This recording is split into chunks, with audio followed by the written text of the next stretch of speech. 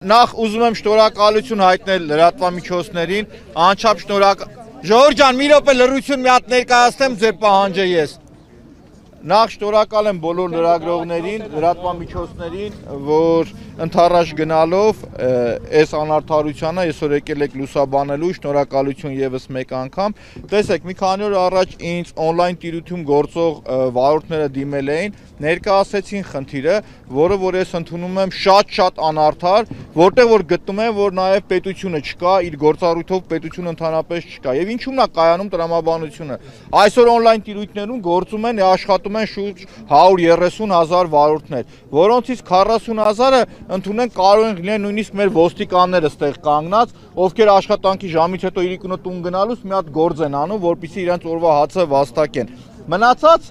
ժողովրդի մեջից 40,000-ը նվազագույնը ամեն օր այս մարդիկ աշխատում են եւ իրենց ամսական վաստակածը 200,000 դրամից ավել է։ Դրա դիմաց այս մեր վարորդները, մեր շատ հարգելի է դա վարորդները, որոնք բոլորը կանգնած են այստեղ, ինչ են վճարում։ Տեսեք ինչա տեղի ունենում։ Նվազագույնը իրանք վճարում են 25-ից 31% տարբեր գումարներ։ Հիմա ես բացեմ ինչ գումարներ են իրանք վճարում։ Օրինակը վերցնենք Yandex-ինը, 16.5% նվազագույնը Yandex-ի մատուցած ծառայության արժեքն է, բայց իրականության մեջ այդ գումարը շատ ավելի շատ է, որովհետև այնտեղ ինքը մի քանի օպցիաներ է ավելացնում, որպեսզի պատվեր տա վարորդներին, այդ գումարը մեծանում է։ Դրանից հետո հաջորդ միջնորդը որ կա 2-ից 4% տաքսո պարկերն են, ովքեր գրանցում են այս աշխատողներին, աշխատում են իրանց հետ։ Դրանից հետո 4 կամ 5% պետությունը մարդկանց վրա տուրք է դրել, հասկանում եք, այսինքն վճար է դրել, որ մարդիկ վճարեն։ Եթե դու աշխատում ես կանխիկ 5%, անկանխիկը 4%։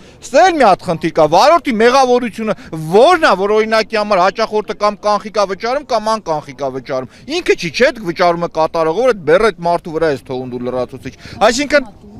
ինչպես է կոչվում այդ գումարը 4-ից 5% որ վճարում են։ Չէ, դա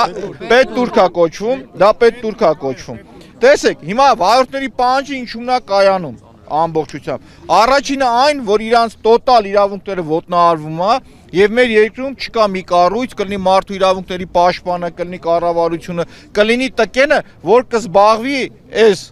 մոտ 100,000 աշխատող մարդկանց իրավունքներով։ Չկա նմանատիպ կառույց։ Երկրորդը որ կա, վարորդների պահանջը որ կա, ասում է ես վճարում եմ պետ տուրք, համարվում եմ աշխատող պետության ներսում, 200,000 դրամից ավել էլ ես վաստակում եմ, բայց ես չեմ համարվում աշխատող։ Վաղը թոշակ չեմ ստանա։ Ես այսօր գնում եմ բանկ վարկ ստանալու, ասում է դու չես աշխատում, դու գործազուրկ ես օրինակի համար։ Բայց փաստացի այս մարդը գրանցված է, տուրք էլ վճարում է։ Այսինքն էսի պետության կողմից ռեկետ է, եթե ռեկետ չի պետություն, բա դու այս վարորդներին ինչ ես հետ տալիս։ Սրա դիմաց դու իրանց ինչ ես հետ տալիս։ Այսինքն հիմա եթե հաջորդ կետն էլ է դա։ Այսինքն պահանջը հետևյալն էր, առաջինը որպեսզի պետությունը on-line տիրույթում գործող այդ ընկերությունների շահույթը ուսումնասիրի, որտեղ ստե ակնհայտ դիտարկվում է, որ մենաշնորհ դիրք ունեն մի քանի ընկերություն եւ դրանից հետո օգտվելով իրանք գեր շահույթներ են գեներացնում ի հաշիվ մեր վարորդների, ասում սոված ծարավ խեղճու կրած միանշանակ, այսինքն քնում են քնած վախտես հաշիվներից սա գողնում տանում, կնածս վախտներն էլ գողնում փողերները։ Ու չկա մի կառույց, ով որ